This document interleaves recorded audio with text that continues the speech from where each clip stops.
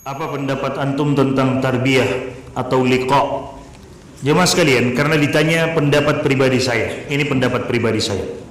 Sekarang apa bedanya kita tarbiyah, daurah, tabligh akbar, seminar, atau apalah namanya? Apa bedanya itu semua? Semua itu adalah wasilah. Semua itu adalah sarana untuk kita mempelajari Islam. Di zaman Nabi ada yang namanya daurah? Tidak ada di zaman Nabi namanya daurah. Di zaman Nabi ada namanya tabligh akbar? Tidak ada di zaman Nabi tabligh akbar. Seminar, daurah 3 hari, daurah 5 hari, belajar Islam intensif, atau apalah namanya. Tidak ada di zaman Nabi nama-nama seperti itu. Nah, di zaman kita dimunculkan itu, nama-nama itu, ini semua cuma sebagai wasilah saja, sebagai sarana untuk mengajak orang mau mempelajari Islam. Ini kita buat liqa, pekanan misalnya, pertemuan pekanan, 10 orang, 5 orang kita berkumpul, kemudian menyetor hafalan Al-Quran, menyetor hafalan hadis, ada program hafalannya, kemudian ada pendataannya sudah sampai di mana hafalan antum. Kalau tidak seperti itu, dengan cara apa lagi kita bisa mengontrol hafalan kita?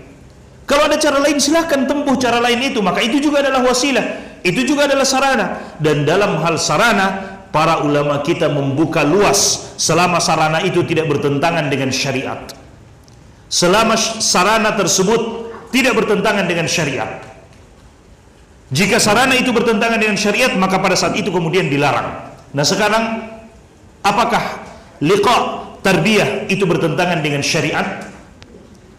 Tidak. Justru ini adalah bagian dari wa ta'awanu 'alal birri wat taqwa, saling tolong menolong di atas kebaikan dan di atas ketakwaan kepada Allah Subhanahu wa taala.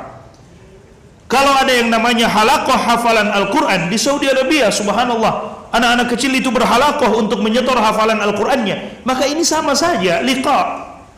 Berkumpul 5-6 orang berkumpul untuk menyetor hafalan. Cuman tinggal tambahannya, ada tambahan ilmu-ilmu dasar, ilmu akidah, ilmu tauhid, pelajaran akhlak, apalagi yang dibahas di situ Kitabul Jami' yang ditulis oleh Ibnu Hajar Al-Asqalani, kitab terakhir dari Bulughul Maram beliau tentang adab-adab dan tentang akhlak. Disuruh hafal hadis itu, kemudian dijelaskan oleh murabbinya, oleh pemegang liqa'nya, dijelaskan ini makna hadisnya secara singkat, ini maknanya secara umum, ini maknanya, sehingga kita bisa berakhlak dengan akhlak hadis itu. Apakah yang seperti ini dilarang? Kalau yang seperti ini dilarang, baru kita hanya cuma duduk saja di majelis ilmu, setelah itu pulang, kita sudah lupa lagi apa yang disampaikan di majelis ilmu. Berbeda dengan liqa dan tarbiyah, insya Allah akan tinggal, kita bisa mencatat, kita bisa lihat langsung, kita bisa tanya langsung. Cuman berapa orang bisa bertanya langsung, diskusi langsung dan sebagainya. Apalagi kalau diberikan tugas. Coba bayangkan, kita mau dapatkan di mana cara yang seperti ini, jemaah sekalian. Misalnya ada 5 orang. Sang murabbi yang menjadi ketua dari liqa itu memberikan tugas. Orang pertama, kamu membaca kitab ini. Kamu yang kedua membaca kitab ini, kitab-kitab kecil yang sudah diterjemahkan, kitab-kitab karangan para ulama misalnya. Kamu baca kitab ini, kamu baca. Akhirnya jadi 5 kitab yang dibaca. Minggu depannya masing-masing meringkas apa saja faidah yang dia dapatkan di dalam kitab itu. Subhanallah, seakan-akan semuanya sudah membaca 5 kitab itu. Seakan-akan semuanya sudah membaca 5 kitab itu, padahal hanya 1 orang yang baca, tapi masing-masing datang dengan faidah. Saya dapat di kitab ini disebutkan ini, di halaman ini dan ini dan ini, faidahnya ini dan ini. Yang lain juga menyebutkan di kitab ini, yang lain. Kita dapatkan ilmu yang banyak. Alasan orang yang melarang liqa atau tarbiyah, katanya karena di liqa dan tarbiyah itu yang membimbing bukan orang yang berilmu, hanya berlandaskan kakak tingkat. Bisa jadi ada tingkatnya lebih berilmu daripada dia. Kalau memang seperti itu, kalau begitu antum yang berilmu datang ke sini dan berikan kita tarbiyah. Antum yang menganggap diri antum berilmu datang ke sini dan ajarkan ilmu itu kepada kita. Jangan cuma berani komen kakak kelas, kakak tingkat yang memberikan ilmu, kemudian antum tidak mau memberikan ilmu kepada kita. Datang ke sini dan berikan ilmu itu kepada kita. Jika yang memberikan ilmu hanya kakak tingkat saja, antum yang datang ke sini berikan ilmu itu. Karena antum yang merasa sudah berilmu, pantas untuk menjadi murabbi, pantas untuk menjadi pembimbing liqa itu, datang, berikan ilmu itu. Dan kami siap untuk duduk mendengarkan. Kan seperti itu.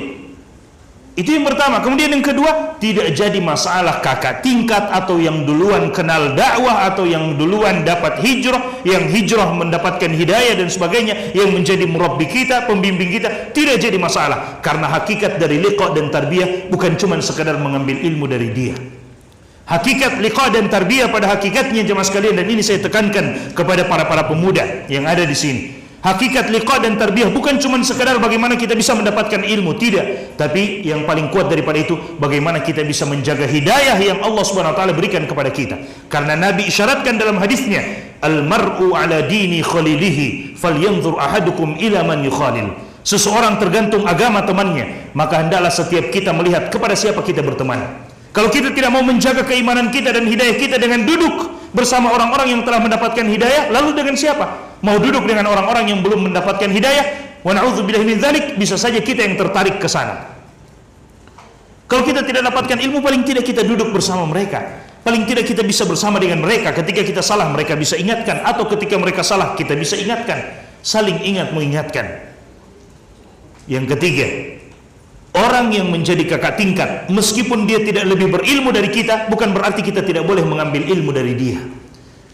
Al-Imam Al-Bukhari rahimahullahu ta'ala, beliau mengatakan, la yakunu rajulu muhaddithan kamila hatta ya'khudha amman huwa fawqahu wa amman huwa mithlahu wa amman huwa dunahu. Seseorang tidak akan menjadi ahli hadis yang sempurna, dalam artian ahli hadis yang benar-benar ahli hadis, kecuali kalau dia mau mengambil ilmu dari orang yang lebih di atas, dari orang yang semisal dengan dia, dan dari orang yang lebih di bawah dari dia. Bisa saja kita mendapatkan ilmu dari dia, tidak jadi masalah. Karena dia sudah duluan hijrah, dia sudah duluan ikut ta'lim, bisa saja lebih banyak yang dia pahami daripada kita. Kalaupun dia lebih sedikit memahami daripada kita, ada saja perkara-perkara agama yang dia sudah ilmui dan kita tidak mengetahuinya, atau kita belum mengetahuinya. Dan inilah perkataan para ulama kita. Saya selalu dengarkan perkataan ini dari Syekh Anis Shahir, hafizahullah ta'ala. Beliau selalu mengatakan perkataan yang selalu diungkapkan beliau, perkataan para ulama kita. Kata beliau, ma la yujadu fil bahr yujadu fin nahar.